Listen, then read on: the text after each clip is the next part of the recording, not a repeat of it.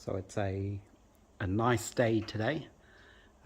It's been raining the last few days, but now it's the weekend. Luckily it's cleared up. I've actually already been out once today. There was a swap meet by the Vintage Car Club up in Levin, which is a town about 20 minutes north of here. So I went up there pretty early and had a hunt around and managed to find a few things, which I'll get to in a second. I've been buying lots of other things as well.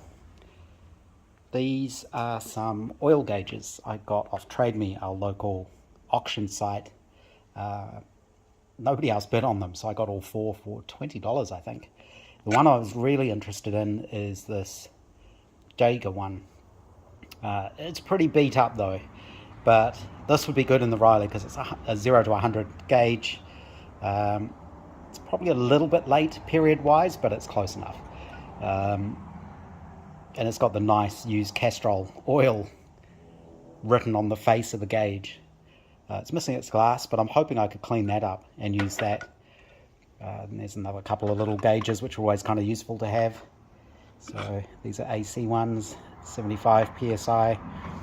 One goes up to 60, and a nice little 0 to 100, but the face on that one's really rusty. I also, because I had to go into town during the week, popped to the local hardware place and got some sanding discs to go on the angle grinder. So today hopefully I can finish cleaning up the frame around there, and then I can look at bolting it down. The bolts, where I put them doesn't really matter. I'll try and get it as close as I can looking at various period photos, but when I've done that in the past, they're all in different places. So it seemed to vary on the body style and when it was done, and I'm imagining who did it. Originally they used coach bolts, but they were countersunk head coach bolts, so they'd sit flush in the timber. I don't know that I want to use countersunk bolts or coach bolts, because the problem is in the future, if somebody actually has to remove those and they spin in the timber, there's no way you can get them out easily. Oh, I think my gimbal just ran out of battery. Yes.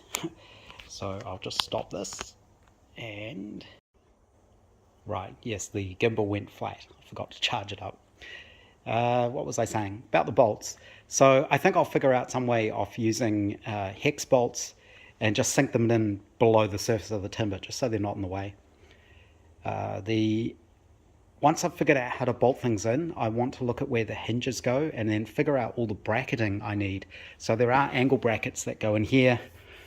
It makes sense to double those up with the hinges, and if I can make it so that the door hinges bolt through the timber into the steel bracing, that'll make everything much, much stronger. I don't really want to rely on hinges screwed into the timber. I'd rather bolt them all the way through. So that's another thing to look at. The swap meet, I got various things. Let's have a look. So I got a couple of books. This is a book, I'm sure I don't have a copy of this already, but this is, if you're building an Austin 7 special, this is kind of the book that you need, really. This one is quite interesting. Yeah, 1949, price of cars going up. Probably be shocked to see what it's like now. But this is all about building an Austin 7 special. It's quite an interesting little book. And then this other one is just a vintage motor car book. I may also have a copy of this. 1962. I've got another couple of books by these guys.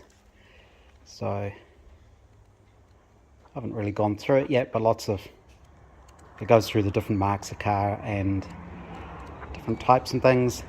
I think this one was $5 and this one was $3. So that was very good. What else? I got this.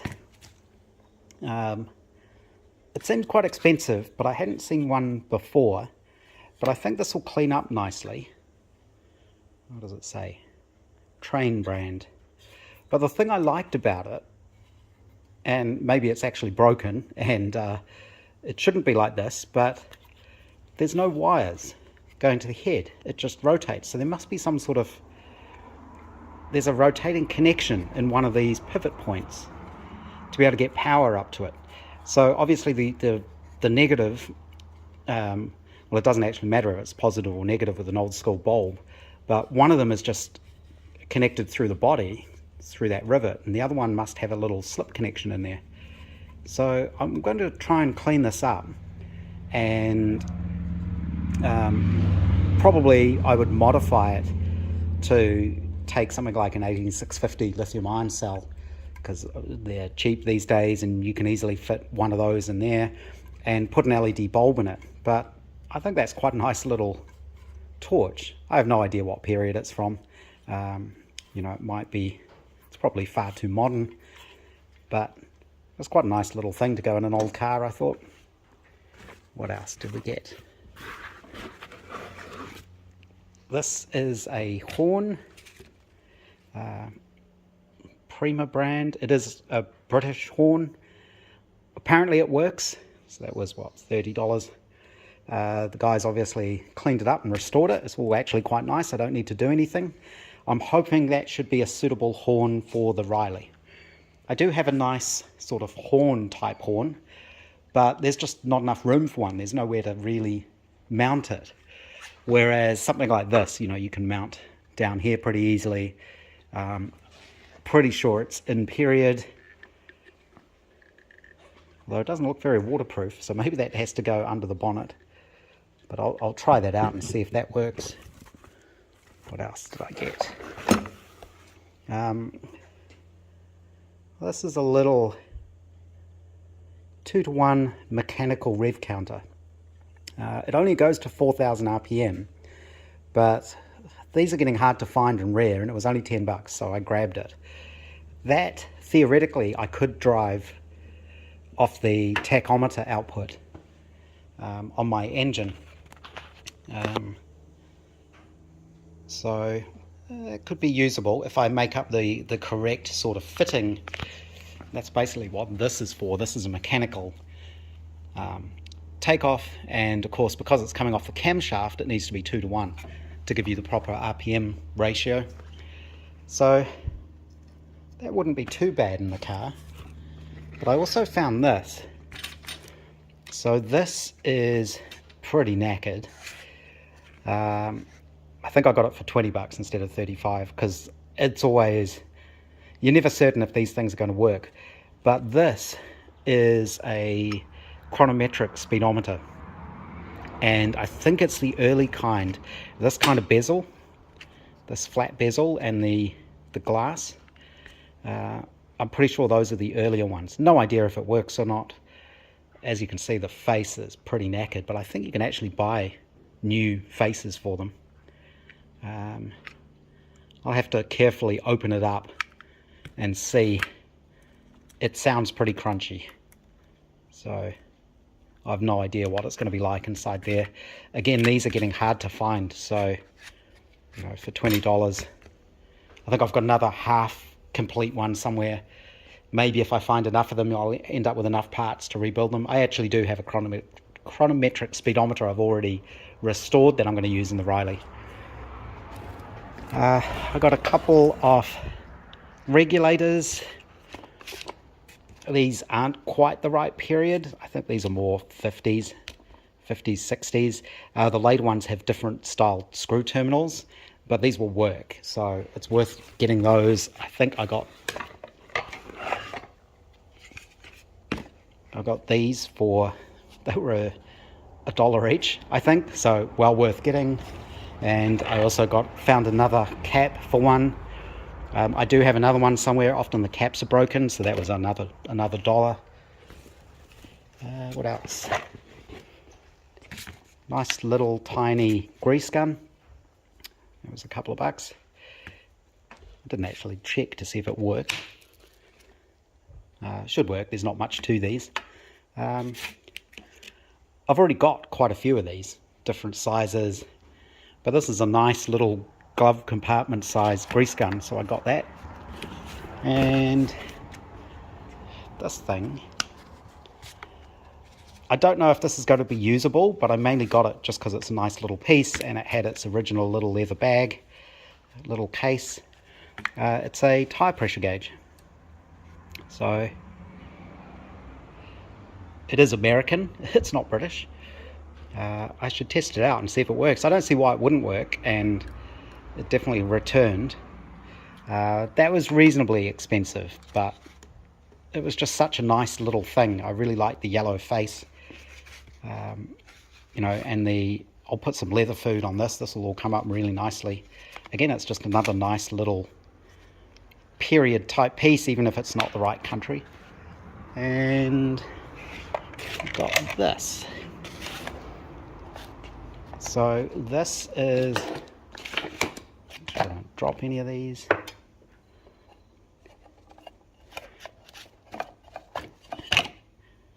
A little socket set, a little tiny ratchet set.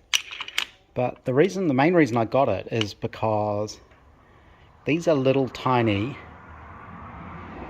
little focus on it. Some of these sockets are BA sockets. I don't think I've ever seen a socket set for BA type sockets before.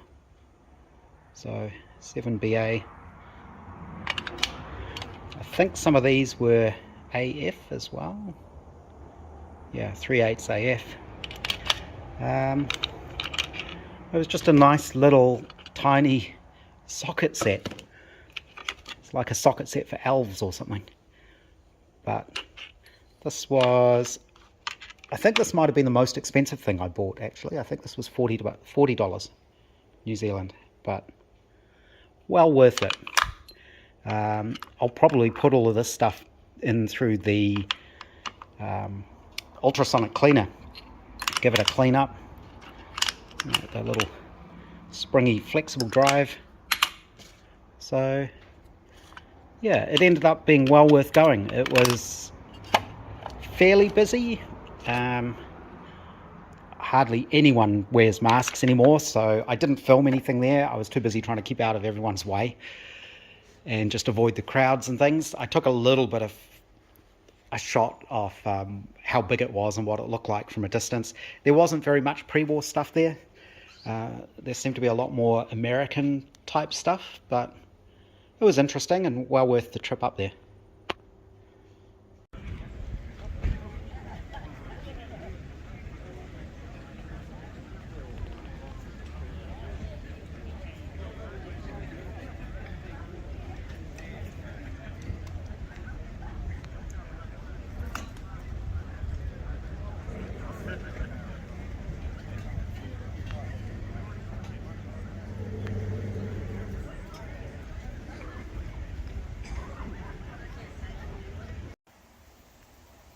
One of the reasons car stuff always takes so long to do is there's other jobs to be done.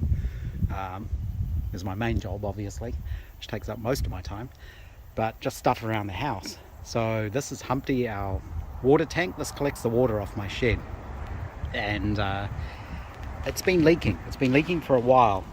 So the ground around here is actually very mushy. It's probably a bit hard to see, especially in the sun. It's all just mud, and I've been trying to figure out why, and eventually I figured out it's because this pipe here, which is the overflow, that actually takes the excess under the ground there to that little sump. I thought maybe the overflow was blocked or broken and it wasn't working, but last time it was raining I came out here in the rain and checked, and no, that is working. It turns out that it's just been a slow leak down the side here. This was all covered in sort of slime, so you could tell it had been wet. And the reason it's leaking is because there's that big hole in the side of the tank, and there's that seal that's supposed to go in around it, around the pipe. And they obviously haven't deburred around the edge of the hole they made. Plus you've got the seam here, so there's no way you're going to get a rubber seal like that to seal on something here that isn't flat. So that's probably why it's been leaking that whole time. It's just shoddy, you know, crappy workmanship. So I think to fix it, all I need to do is make sure that area is flat. I can push the pipe and the seal back in, and hopefully that fixes it. It's just amazing that such a small leak over time just keeps the ground absolutely saturated. And it seems funny that that's the lowest point, but I'm guessing it must be. So hopefully that's what it is anyway. It's another nice day outside. I finished fixing the water tank.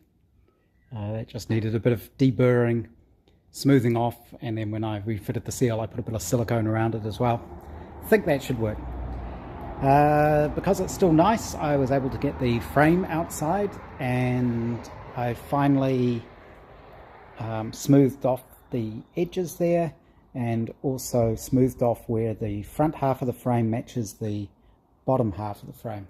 It gets a bit strange down here because you need enough clearance to not have the skin rubbing on the bolt off the shackle. I've seen pictures of cars where it's sort of been rubbing and you can see where it touches. So I've made sure there's enough clearance there, and the shape here gets a bit strange because you've got the lip on the back of the door runs across that, and also along here. This piece is actually covered in metal. When the car's done, it's not just left as plain timber. There's actually a metal piece that covers all of this, and then the door will go in that opening. So I sort of thinned it out. The sort of mucky stuff you can see all over it at the moment is 5-minute epoxy with sawdust mixed in with it, and that's just to smooth everything off. Even though it's 5-minute epoxy, it goes off after 5 minutes. I'll leave it probably till next weekend now before I sand it all smooth. And I'm just using that to make the surface smooth, to fill any little gaps and things. Now that I think about it, some of the places I've done that don't actually matter because that's going to be covered in aluminium. So a small hole there isn't going to make much difference. But with that done, I also smoothed off just some of the sticky out bits on the front here. So around the firewall, just blended it in. It saves a little bit of weight as well. So that is now ready to bolt down. I can basically bolt that down to the chassis so it's fixed in place, and then I can make the door frames to fit. That'll be the next step. Over here, let's see, what else? I've been tidying up all the little bits and pieces I got. This is my original chronometric Speedo, and it seems like that might need a little bit more work again because it's not returning to 0 anymore. So that probably needs looking at again. Another one I've got, which I thought was broken, actually works, but it is missing a piece. And also the trip meter doesn't work on that one. And this is the one I got yesterday, where the face is pretty mangled. And there's something a bit strange going on with the mechanism. But it does all seem to be there. It is pretty worn out though. There's like motion in here, movement in here. But I'm hoping between the three of them, maybe I can put together one decent one. One thing I don't actually know is what the drive ratio is, because that's important, of course, so that it's calibrated correctly. The speedometer, the other little tachometer, the little Smith's 0 to 4K one, that's that one there, that didn't work. When I tried it out, it was completely jammed up. So I had to strip it down, which was tricky because the bezel on this one is stainless steel and it was rolled on. So I had to unfold that, which took a long time, just prising it up just ever so slightly, a little bit at a time. I was being really careful to try and avoid breaking the glass. I'd hoped that I wouldn't, but sometimes obviously hope isn't enough, and the glass got broken, so it'll need new glass at least. The case has cleaned up nicely and I've painted that. The actual mechanism, the reason it wasn't working was it was all gummed up. inside here.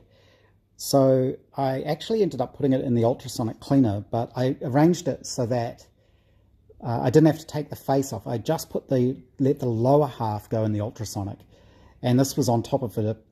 I used a jar of the correct size so that this would sit on top of it and effectively sit on the top of the jar, sealing it so nothing could get on the face, because the faces on these are quite delicate. You don't want to rub them or anything. The paint can come off pretty easily.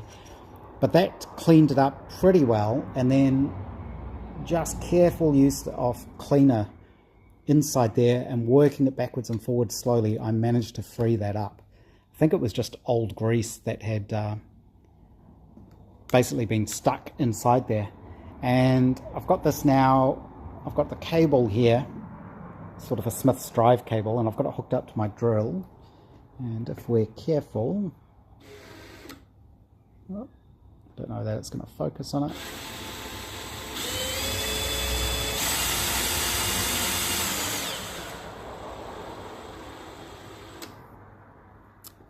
So that works quite nicely. It's a 2-to-1 gauge, which is exactly what I need for driving off the cam. And I think I pointed out the camshaft takeoff there of the inlet cam. So inside there's this little cover that goes over it. That's a 3/4 thread. But inside there, the end of the camshaft has a slot machined into it. And I measured everything up. Excuse the mix of metric and imperial. This is the housing on the back of the cam. There's a 1/2-inch hole, and on the end of the camshaft there's a 5/32 slot milled in it. The way I figured that out was I used drill bits. I pushed drill bits down into the hole and moved them around till they dropped into that slot, and I could get the exact width of the slot. The back of the gauge is a Smith's gauge, so it's got that sort of square drive. And I'm thinking all I really need to do is make a little piece that slides in here, probably from hardened steel, that engages with this and somehow matches the back of the Smith's gauge. So I need the opposite for the Smith's gauge to connect into. Because this is going into the crankcase, there's oil in here, so you need to seal it so it doesn't leak. But that means, I think, because that's a brass bush, a steel shaft rotating inside there should be fine. It'll be nicely lubricated from the engine. I did go through my drawer of bits and pieces, all sorts of old gauges and things, and this is an old MGB speedometer cable, and it turns out the fitting on this end, which normally goes to the MGB gearbox, this actually fits that fitting on the Riley. So I could maybe just get another cable. I think this one might be a bit frayed inside. There's a reason why I didn't use this one, but these are easy enough to get. And the end here on this one, it's not square. This is kind of an oval shaped thing, but it should be possible for me to just make a little steel piece with the appropriate drive dog on the end there that slides in here, and this cable fits on the back, and then that should be enough to get the cable drive out of the back of the engine to drive that little tachometer. It might be worth trying. The reason I would like to do that is because this is a 1930 car, so it's a pretty early car. I'd really like everything to be as mechanical as possible, because that's the way they were. So mechanical oil pressure gauge, mechanical water temperature gauge, mechanical tachometer, and mechanical speedometer. You know, the amount of electrics on this car should be really minimal. You know, it doesn't even have a coil because it's magneto, so you don't need a lot of electrics really. The dynamo is just really there to charge the battery so you can run the lights, and that was it. So that might be something worth doing. I've definitely got some hardened steel around, so I could make the little piece. Just have to figure out how to adapt it. This only goes up to 4,000, of course, this this rev counter, but I'm not sure what this engine would rev to anyway, what the red line would be. It's probably around there. I know when they hot them up for racing, they get a lot more out of them, but this isn't really a race engine. So is 4,000 high enough? Oh, Mr. Tweed, if you're watching, does your car have a tachometer? And if so, what does it go up to? Because my engine's going to be pretty similar. What else have I done? Little bits and pieces on the bike. Again, I'll wait and do a proper film on that, but I'm just slowly attaching bits back onto it. The wheels are going to be the thing that holds me up, of course, because I still haven't done those.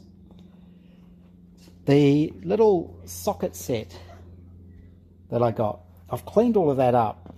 There was something really weird going on with the plastic handle on it. It was all kind of melted and sticky. It's the only way I can describe it.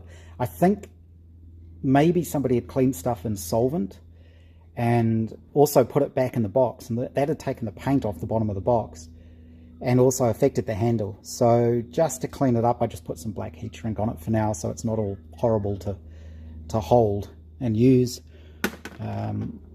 So that's fine.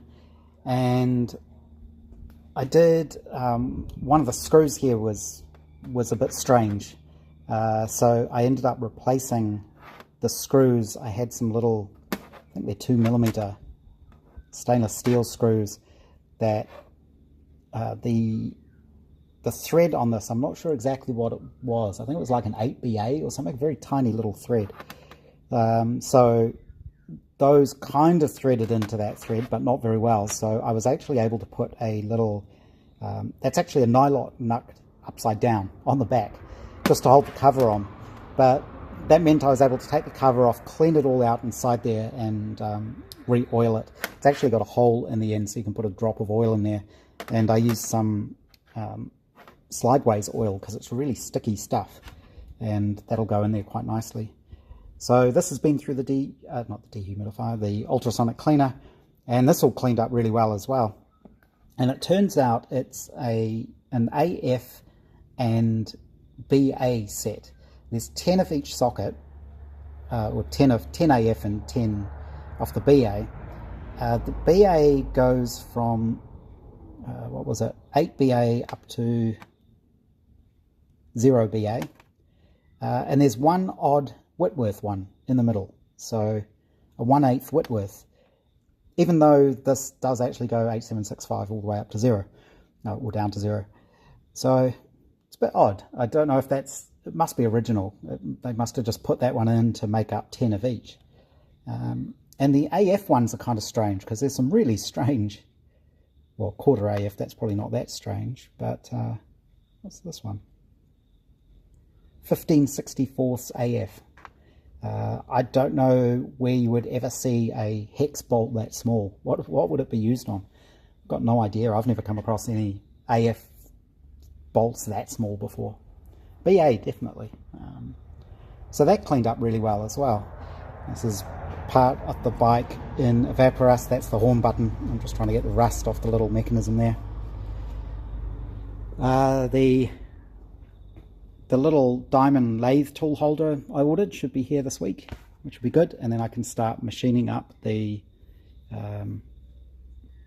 whatever this was for. I've completely forgotten what I was doing there now. That's something else on the Riley. Oh yes, the driving dog for the magneto and the water pump. I've also got some 1/4" stainless steel rod on the way so that I can make these the studs that bolt all of this together.